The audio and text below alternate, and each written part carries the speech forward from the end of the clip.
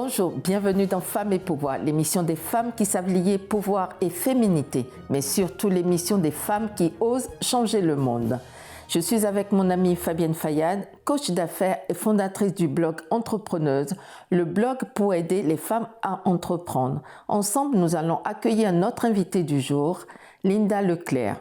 Bonjour Fabienne, bonjour Linda Leclerc, comment ça va aujourd'hui? Bonjour. Bonjour, ça va très très bien. Super. Alors, Linda Leclerc, bienvenue sur le plateau de Femmes et Pouvoir. Vous êtes fondatrice et dirigeante de l'école du yoga du rire à Ottawa. Que signifie pour vous le mot pouvoir? Et c'était une question très intéressante parce que en lisant les notes pour préparer la rencontre, je me suis dit, pour moi, le pouvoir, ça fait appel à la possibilité à avoir un certain contrôle sur ce que je peux changer. Et je posais la question à une amie, puis elle, ça voulait pas du tout dire la même chose. Pour elle, le pouvoir, c'était être connecté à sa nature, à sa force, à sa source. Donc, j'ai trouvé ça intéressant parce que le pouvoir, on l'a tout, mais on le prend pas. Tout à fait. Et comment est-ce que ce pouvoir... Alors, c'est vrai qu'on le prend, on l'a toute, et c'est intéressant que chaque femme définisse quel est son pouvoir. Mais le vôtre, comment est-ce que vous diriez que ça se traduit dans votre environnement personnel et professionnel? Est-ce que ça se distingue ou est-ce que c'est la même manière de s'exercer?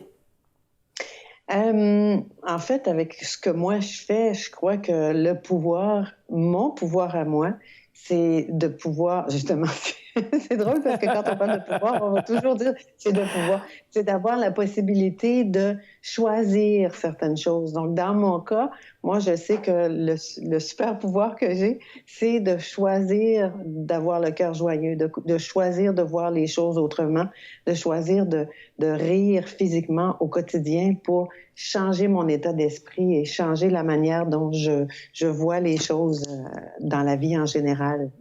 Alors, Linda, pouvez-vous nous expliquer c'est quoi le concept de yoga du rire? C'est tellement un concept qui est chouette parce que c'est assez différent de tout ce qu'on connaît puisque le yoga du rire, ça nous permet de rire d'une manière intentionnelle. Donc, on n'utilise ni notre sens de l'humour, on fait pas de blagues, on cherche pas à être drôle non plus.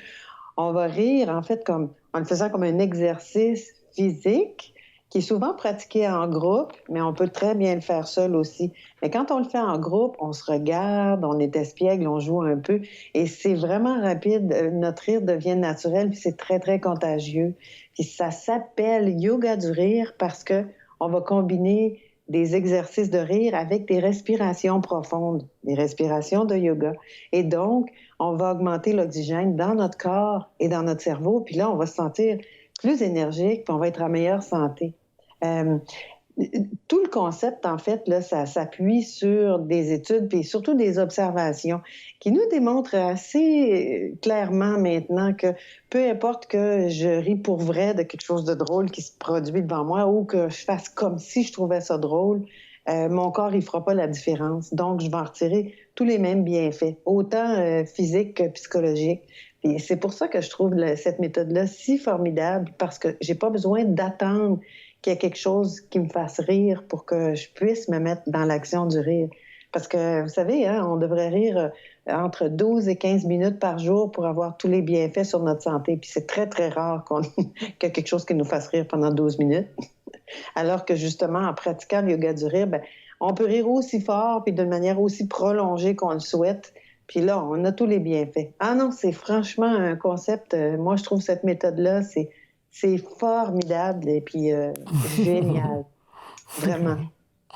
Alors, comment vous avez eu l'idée de concevoir cette entreprise, en fait, cette école de yoga du rire?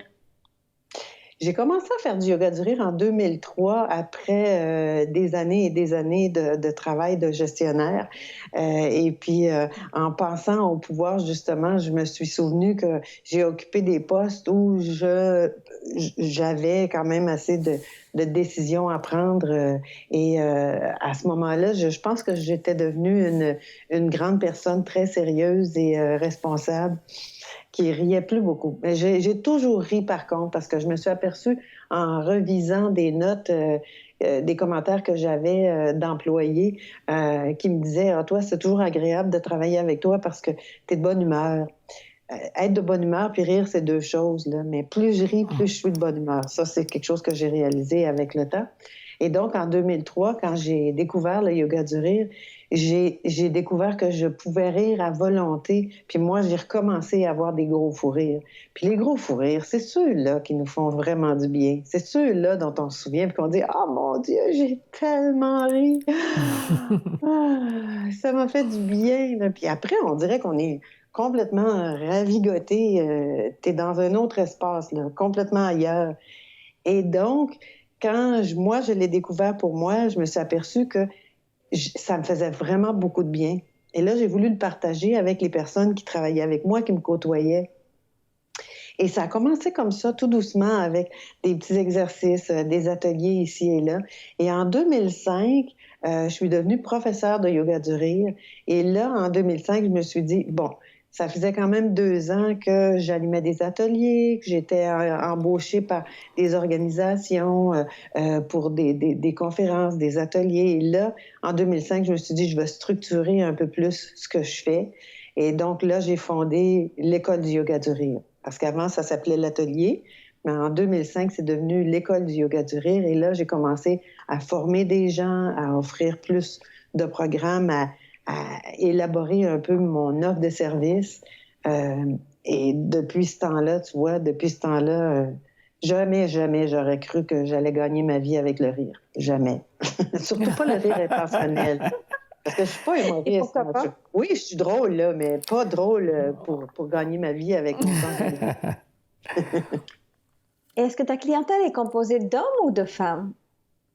Ça, c'est intéressant parce que c'est les deux, mais je dirais que quand c'est des équipes de travail, c'est assez mixte. C'est un bon pourcentage des deux. Quand c'est un atelier, par exemple, ou une conférence que je donnerais grand public, dans une organisation ou une bibliothèque ou les municipalités, où il y a toutes sortes de groupes qui font appel à moi, là, je m'aperçois que la majorité, c'est des femmes. Ce sont des femmes. Et autant quand c'est formule club de rire que ce soit une conférence grand public. Et puis ça, j'expliquerais ça probablement en disant que... Mais je pense que les femmes sont un petit peu plus curieuses de nature pour ce qui est un peu différent. Les hommes qui viennent participent allègrement. C'est beau de les voir, c'est bon de les entendre parce que l'énergie du rire, quand tu entends une femme ou un homme rire, ça fait du bien les deux. Puis ce que je vois, c'est que souvent les femmes vont s'abandonner peut-être un peu plus facilement à faire l'exercice du rire intentionnel, justement. Mais c'est plus de femmes que d'hommes, en général, dans les formations aussi. Ouais.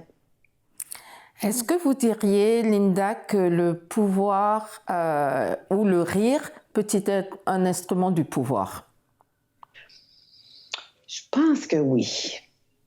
Parce que tu as un contrôle à ce moment-là sur ton état d'esprit, sur l'énergie qui est autour de toi. Et pendant qu'on est en train de rire, il n'existe plus de... Il ne peut plus y avoir de dispute, de discorde. Il ne peut pas y avoir de mésentente. Et parce qu'on est en train de rire ensemble, on n'est plus dans notre intellect, on est dans notre émotion, dans le cœur. Donc, à ce moment-là, ça permet aux gens d'être au même niveau et ensemble. Moi, je vois que c'est un très, très beau pouvoir. Et en plus, ça change ce qu'on est pour faire ressortir ce qu'on a de plus beau. Mm-hmm. Est-ce que du coup, c'est ce pouvoir qui se traduit par le rire? Est-ce que ça peut s'exprimer différemment selon si on est un homme ou une femme?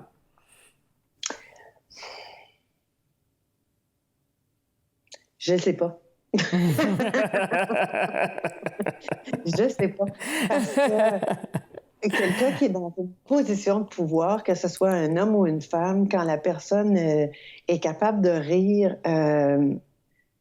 peut-être que quand c'est un homme, ça va être peut-être plus pris au sérieux que quand c'est une femme. Là, je suis en train de penser à la mairesse de Montréal qui a un rire. Moi, j'adore son rire, son éclat de rire. Pour moi, quand j'entends quelqu'un qui rit, c'est quelqu'un qui est entièrement vivant puis qui n'a pas peur. Et le pouvoir, pour moi, ça fait appel à sortir de la peur. Donc... Tout à fait. OK. Et j'avais envie de vous demander aussi, on dit souvent que les femmes qui ont du pouvoir ont sacrifié quelque chose, ont dû sacrifier quelque chose. Mais je me dis, quand on est vivant, quand on arrive à être content de soi-même, est-ce que... Non, en fait, non, je ne vais pas vous demander ça. Je vais laisser Fabienne, continuer avec nous parce que je pense que ça vous avait déjà répondu à ma question, en fait. Ah, désolée. Pas de problème. Alors, tu disais que justement, le rire, ça permettait d'avoir un pouvoir équivalent parce qu'on riait ensemble. Donc, il n'y avait plus de lutte de pouvoir entre un homme et une femme. Et quelle est la stratégie, en fait, d'après toi, que les femmes devraient mettre en place finalement pour, disons, prendre leur place? Est-ce que c'est en ajoutant des périodes de rire ou qu'est-ce que tu recommanderais aux femmes pour, disons, rééquilibrer le pouvoir? Je sais que ce que je constate chez moi, c'est que plus je ris, moins j'ai peur du ridicule, et moins j'ai peur du jugement, moins j'ai peur. Et donc, et puis je m'en aperçois aussi chez les personnes qui font les ateliers sur une base régulière avec moi.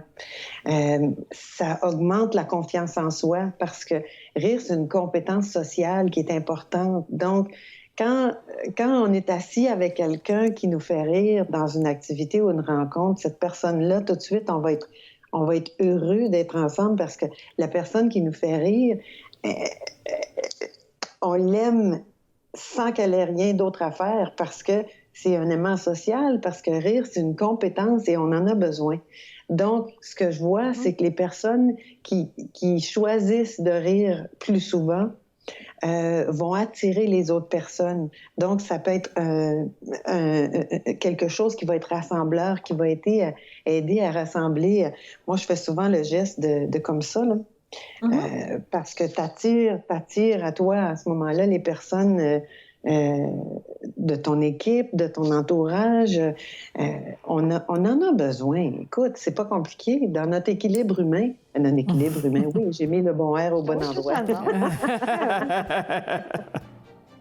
Moi, je suis très, très bonne pour rire de moi, rire de mes erreurs.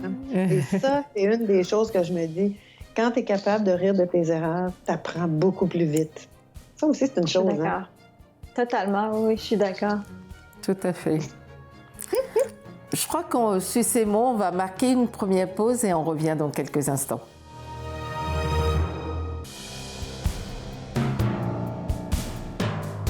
Nous sommes de retour avec notre invitée Linda Leclerc où nous parlions du pouvoir du rire et de quelle manière le rire pouvait être utilisé, surtout auprès des femmes, pour retrouver la confiance en elles-mêmes, pour être juste vivante, pour être juste soi-même. Linda Leclerc, quelle est la phrase ou la citation qui vous inspire le plus ou qui illustre le plus vos engagements ou vos propos ou votre activité? C'est une phrase d'un homme, c'est William James qui a dit « On ne rit pas parce qu'on est heureux parce qu'on rit ». Et ça décrit très, très bien ce qui se passe parce que quand je commence à rire, je ne suis pas nécessairement de bonne humeur, mais plus je ris et plus je le deviens de bonne humeur. Si vous étiez un homme ou une femme d'État, lequel ou laquelle seriez-vous et pourquoi? Il y a du choix, hein? Vraiment, là, il y a du choix. Et puis, j'ai un livre, moi, que j'avais acheté il y a plusieurs années. C'était Les femmes qui ont changé le monde. C'était pas nécessairement des chefs d'État, mais c'était des femmes qui étaient tellement inspirantes. Je crois qu'en ce moment, je choisirais probablement la première ministre de l'Islande. Parce qu'elle a 45 ans. Elle a quand même beaucoup de bagages, de compétences. Je la trouve admirable pour son ouverture, son leadership. Elle cherche pas à être ce qu'elle n'est pas. Puis tu sais, à 45 ans, tu es en pleine possession de tes moyens. Tu connais tu te connais rendu à cet âge-là. Et là, il lui reste plein de belles années devant elle. Donc, je pense que ce serait cette belle dame-là. Donc, toujours de la difficulté à me souvenir du nom, là. Ça me... Et elle s'est bien liée pouvoir et féminité, je trouve. Oui, exactement. Parce que c'est une belle femme qui a du pouvoir et qui l'utilise à bon escient. Quand on la regarde, c'est pas une femme qui cherche à être autre chose qu'une femme. Elle renie pas sa féminité, mais elle assume entièrement ce qu'elle est et la position qu'elle occupe. Absolument. Est-ce que vous avez l'occasion de discuter de tous ces sujets, le pouvoir du rire et sa capacité à changer les femmes, à leur permettre d'avoir confiance en elles? Est-ce qu'après les cours ou les ateliers, vous avez des moments où vous échangez avec vos membres, vos clientes ou même les organisations, par exemple, ou entre femmes, tout simplement? Parfois. Puis je vous remercie énormément de me permettre d'être avec vous aujourd'hui parce que ça me fait réaliser que ça serait important que j'y mette un peu plus de temps. J'ai fondé une communauté qui s'appelle Haha Sisterhood. Et ça, c'est des femmes qui rient intentionnellement. C'est une communauté internationale. On se rencontre à tous les lundis sur Zoom et je crois que ce serait une très belle plateforme pour avoir, à un moment donné, on a des rencontres qui commencent à tous les mois sur toutes sortes de sujets et je pense que je vais choisir le pouvoir dans une des prochaines rencontres parce que c'est tellement important de réaliser. Premièrement, moi, j'ai toujours eu conscience de mon pouvoir avec ce que je fais par rapport aux autres, mais de faire prendre conscience aux autres qu'on a tout ce pouvoir-là. Et il est important. Les conclusions m'intéressent fortement. Je vais vous inviter. Très bien, merci. Fabienne. Alors, sur cette note, justement, si un jour vous voudriez changer le monde, vous commenceriez par quoi? Je m'organiserais pour faire rire tout le monde en même temps. Parce que pendant qu'on est en train de rire, c'est vrai, ça a peut-être l'air un peu bizarre ou farfelu, mais pour moi, quand on est en train de rire, il n'y en a pas de guerre de pouvoir, il n'y en a pas de guéguerre, il n'y en a pas de lutte de religion, il n'y a rien de ça. On n'est que des êtres humains qui sont en train de rire ensemble. Et là, ça va faire dégonfler les gros égos qui n'ont pas besoin d'être toujours aussi gonflés. Ça va replacer les choses. Les personnes qui manquent de confiance vont regarder les autres dans les yeux et vont voir l'amour qu'il y a là. C'est superbe. Alors, sur cette belle note-là, si vous étiez un animal, quel animal vous seriez et pourquoi? De ce temps-ci, je pense que je choisirais un chat parce que je regarde le mien puis je trouve qu'il a une belle vie. Il dort, il se fait caresser, il vient chercher ses caresses quand il en a besoin. Quand il n'en a pas besoin, c'est comme « non, lâche-moi ». Il est capable de déterminer qu'est-ce qui est son besoin, puis il s'en occupe, puis c'est lui qui choisit. Il n'est pas trop dépendant. Et si vous aviez un conseil à donner aux jeunes femmes, quel serait-il? De ne pas avoir peur, de regarder toutes les possibilités qui sont là et de choisir, de se choisir, d'écouter son cœur, puis de ne pas avoir peur. Le pire qui peut arriver, c'est de se tromper. Et si on se trompe, on a des belles occasions d'apprendre. Et d'en rire. Et d'en rire. Ah oui, mais ça, moi, quand je me trompe, des fois, c'est pas très vigoureux comme rire, mais je ris quand même. Linda, en préparant cette rencontre, on vous a demandé de venir avec une photo, un objet, en tout cas quelque chose qui pour vous symbolise le pouvoir et la féminité. Qu'est-ce que vous nous avez apporté ou à quoi avez-vous pensé? Je crois que ça va vous faire rire, mais j'ai choisi une épingle à linge. Ah oui, en effet. J'ai choisi une épingle à linge avec papa, parce que c'est l'objet qu'on a choisi. C'est ce que j'ai sur moi, d'ailleurs, ici, ma petite épinglette, l'épingle à linge. C'est très féminin pour moi, ça. Et c'est parce que c'est deux petits morceaux de bois qui peuvent peut-être avoir l'air fragiles. On peut le défaire, mais essayez pas de garder ça sur votre doigt toute la journée parce qu'à la fin de la journée, il n'y aura plus de circulation le sang ne circulera plus jusqu'au bout. c'est très fort. On peut lui faire confiance. Quand nos vêtements sont sur une corde à l'extérieur et qu'il se met à vanter, si on en met 5, il y a des bonnes chances pour que ça reste là. Ça ne bougera pas. On peut lui faire confiance, mais ça peut avoir l'air fragile. Mais ça ne l'est pas du tout. Waouh, j'avais jamais vu les choses comme ça. Ah oui, oui, dorénavant, j'accorderai plus d'attention à mes pinces à linge. Exactement. C'est pour ça qu'on a choisi ça, d'ailleurs. C'est la représentation visuelle. Le Haha Sisterhood, c'est notre symbole. Très bien. Si une petite fille regarde cette entrevue et déclare « Quand je serai grande, je voudrais être Linda Leclerc », que lui diriez-vous?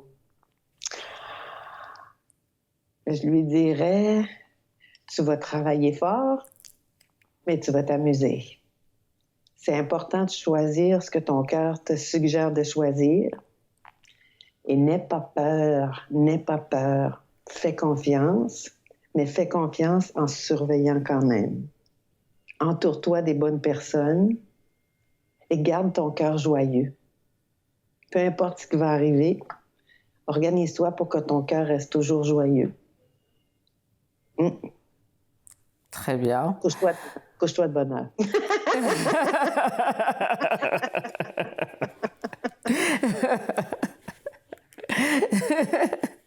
Très bien. Linda, notre entrevue touche déjà à sa fin. C'est allé très, très vite. Alors, vous êtes une femme de pouvoir. Vous permettez aux femmes et aux hommes de découvrir le pouvoir du rire.